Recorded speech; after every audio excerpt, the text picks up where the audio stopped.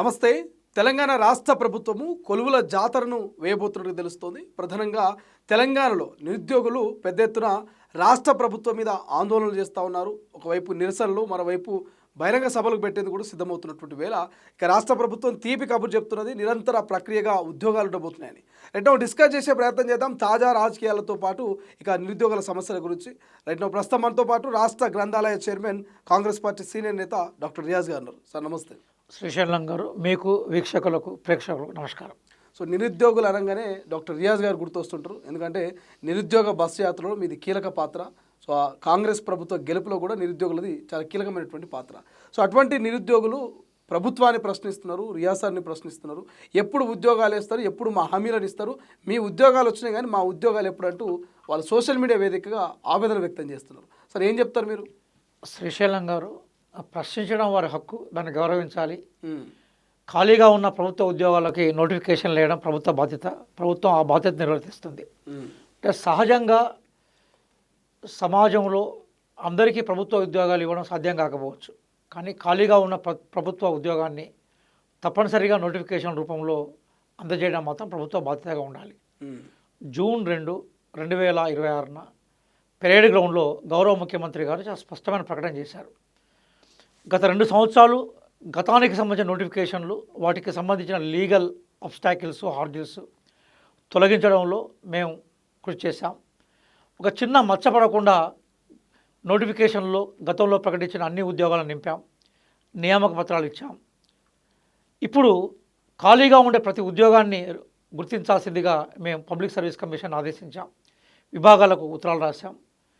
కరెక్ట్గా మేము సరైన సమయం వచ్చింది, ఇప్పుడు ఉద్యోగ ప్రకటన మేము చేస్తామన్నారు.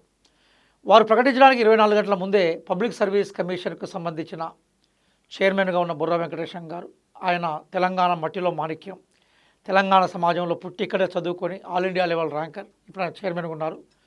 చాలా స్పష్టంగా వారానికి ఒక నోటిఫికేషన్ ఇస్తామని జూన్లో ప్రకటించారు. మనం ఇంకా జూన్ మాసంలో ఉన్నాం. ఇప్పటికి 4 నోటిఫికేషన్లు ప్రకటించారు. అది సాధ్యమంటారా సార్? వారానికి ఒక నోటిఫికేషన్ సాధ్యమంటారా? దానికి సంబంధించిన పరిమితులు కూడా ఆయన చెప్పాడు. ఏమన్నాడంటే, గతంలాగా పెద్ద పెద్ద నోటిఫికేషన్లు వేసే పరిస్థితి ఇప్పుడు లేదు. ఒక పెద్ద నోటిఫికేషన్ వేయగానే దానికి ఉండే లీగల్ అబ్స్టాకిల్స్ను చూసుకొని కోర్టుల కేసులు ఉన్న వల్ల నోటిఫికేషన్ ఆగిపోతుంది. చిన్న చిన్న నోటిఫికేషన్లు ఇస్తాం, ఎక్కువ సంఖ్యలో ఇస్తాం. దాదాపుగా 28 నోటిఫికేషన్ల కోసం ప్రభుత్వం సిద్ధమైందని చెప్పారు. చెప్పి మేము ఏ రూపంలో నోటిఫికేషన్ వస్తామన్న విషయాన్ని కూడా చాలా స్పష్టంగా పత్రికా సమావేశంలో వెల్లడించారు. దానికి అనుగుణంగానే ఆయన ప్రకటించిన తర్వాత ఇప్పటివరకు 4 నోటిఫికేషన్లు చాలా క్లియర్గా మనకు పబ్లిక్ సర్వీస్ కమిషన్ వచ్చాయి. డీజీపీగా ఉన్న వారు కూడా చాలా క్లియర్గా పోలీస్ శాఖలో 19,000 ఉద్యోగాల ఖాళీలు ఉన్నాయి. మొదటి విడతలో ఆమోదం పొందిన 5,000 ఉద్యోగాలు ఇస్తాం, మిగతా 14,000 త్వరలోనే ఆర్థిక శాఖ ఆమోదం పొంది మేము వేస్తామని చెప్పారు. అదే నిరుద్యోగులేమో లక్షల్లో, ఉద్యోగాలేమో వేలల్లో, వందల్లో. సో ఇది ఎట్లా సాధ్యమవుతుంది సార్? ఎట్లా ఉద్యోగాలు వాళ్ళకు వస్తాయి? అందుకోసం నేనేమన్నాను, ప్రతి ఒక్కరికి ప్రభుత్వ ఉద్యోగం ఇవ్వడం అనేది సాధ్యం కాని అంశం. కానీ ఖాళీగా ఉన్న ప్రతి ప్రభుత్వ ఉద్యోగాన్ని అయితే నింపాలి కదా. ఉత్తరప్రదేశ్లో 32,000 స్వీపర్ ఉద్యోగాలకు సంబంధించిన నోటిఫికేషన్ ఇచ్చారు సార్. 64 లక్షల మంది అప్లై చేశారు. అందులో పోస్ట్ గ్రాడ్యుయేట్స్ ఉన్నారు, పిహెచ్డి హోల్డర్స్ ఉన్నారు.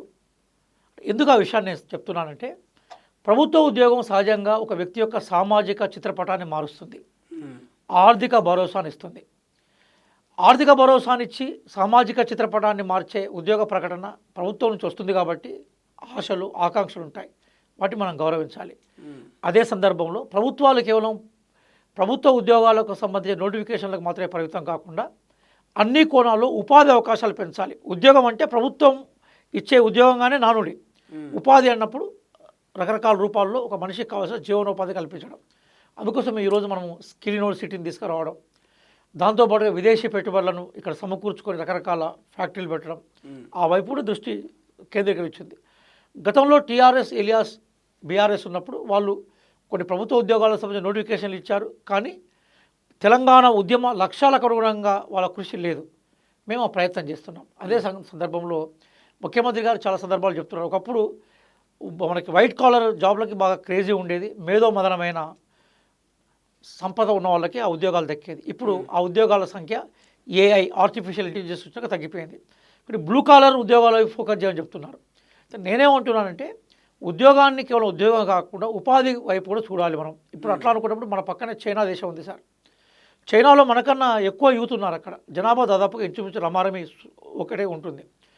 వాళ్ళు ప్రతిదీ కూడా ఉత్పాదక రంగం మీద ఫోకస్ చేసి వాళ్ళ ఉత్పాదక రంగానికి ఉపయోగపడే అభిలాషణీయమైన జనాభా ఏదైతే ఉందో దాని మీద ఫోకస్ చేస్తారు. అందుకోసమే వెరీ రీసెంట్గా 48 గంటల క్రితం 12,000 కోర్సులు రద్దు చేశారు.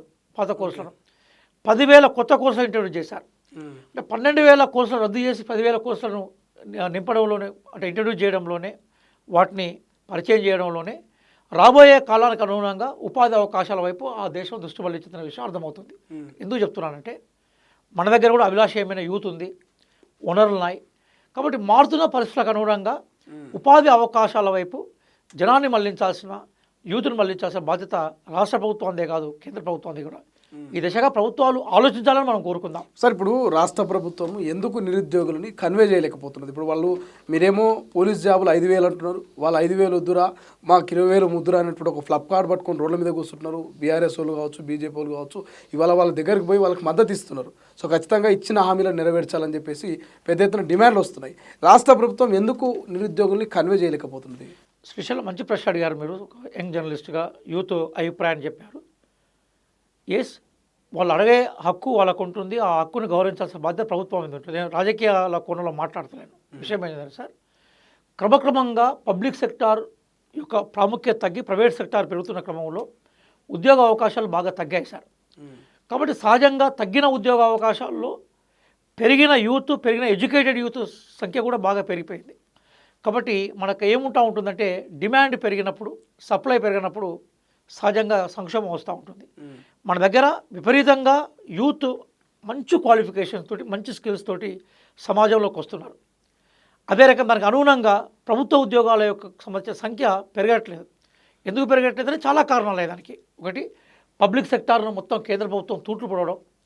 రెండోది, అసలు సెంట్రల్ గవర్నమెంట్ నుంచి ఒకప్పుడు ఆర్ఆర్బీ నోటిఫికేషన్లు, బిఎస్ఆర్బీ నోటిఫికేషన్లు, అట్లాగే ఎస్ఎస్సి నోటిఫికేషన్లు, ఆర్మీ నోటిఫికేషన్లు వచ్చేది. అసలు సెంట్రల్ గవర్నమెంట్లో మీరు అట్లా నోటిఫికేషన్లు చూడట్లేదు. ఇక్కడ రాష్ట్ర ప్రభుత్వం వైపు నుంచి 1-2 నోటిఫికేషన్లు వచ్చినప్పుడు మాకు ఇంకా కావాలి, సంఖ్య పెరగడం వల్ల మాకు అవకాశాలు పెరుగుతాయన్న ఆవేదన వాళ్ళలో ఉన్నది. దాన్ని నేను ఆవేశం కన్నా ఆవేదనగా చూస్తూ ఉన్నాను, అర్థం చేసుకునే ప్రయత్నం చేస్తూ ఉంటాం. అదే సందర్భంలో రాష్ట్ర ప్రభుత్వానికి సంబంధించిన పరిమితులు కూడా వాళ్ళు గమనించాలి. మొన్న దాకా ఎవరు కూడా అఫీషియల్గా నోటిఫికేషన్లకు సంబంధించిన విషయాలు మాట్లాడలేదు. ఇప్పుడు గౌరవ ముఖ్యమంత్రి గారే మాట్లాడినారు పెరేడ్ గ్రౌండ్లో. అలాగే గౌరవ పబ్లిక్ సర్వీస్ కమిషన్ చైర్మనే మాట్లాడారు. అలాగే గౌరవ డీజీపీ గారే మాట్లాడినారు. అంటే ఏ విభాగం నుంచి నోటిఫికేషన్లు వస్తాయో ఆ విభాగ అధిపతులే మాట్లాడినారు. మాట్లాడినప్పుడు మీకున్న శక్తి సామర్థ్యాలను, మీకున్న సమయాన్ని ప్రిపరేషన్ మీద వెచ్చించాలి. వెచ్చించినప్పుడు ఫలితాలు వచ్చే అవకాశం ఉంటుంది. ఎస్, మీరు అడుగుతున్న ప్రశ్నలో న్యాయం ఉంది. మీ ఆవేశం వెనక ఆవేదన ఉంది. దాన్ని ఎక్కడ కూడా నేను రియాజ్గా ఒక యూనివర్సిటీలో అధ్యాపకుడిగా పనిచేసిన నేను, అట్లాగే మీరు చెప్పినట్టుగా విద్యార్థికులు, మీరు నిరుద్యోగులు అంటున్నాను కానీ నేను వాళ్ళ విద్యార్థికులు అంటాను. నేను సమాజానికి అవసరమైన యూత్ అది. వాళ్ళని నేను ఎక్కడ కూడా తక్కువ చేసి మాట్లాడట్లేదు. వాళ్ళ పట్ల ఒక అపారమైన గౌరవం ఉన్నది. అదే సందర్భంలో గ్రౌండ్ రియాలిటీని, ప్రాక్టికాలిటీని కూడా అర్థం చేసుకోవాల్సిందిగా మీ ద్వారా వారిని నేను కోరుతున్నాను.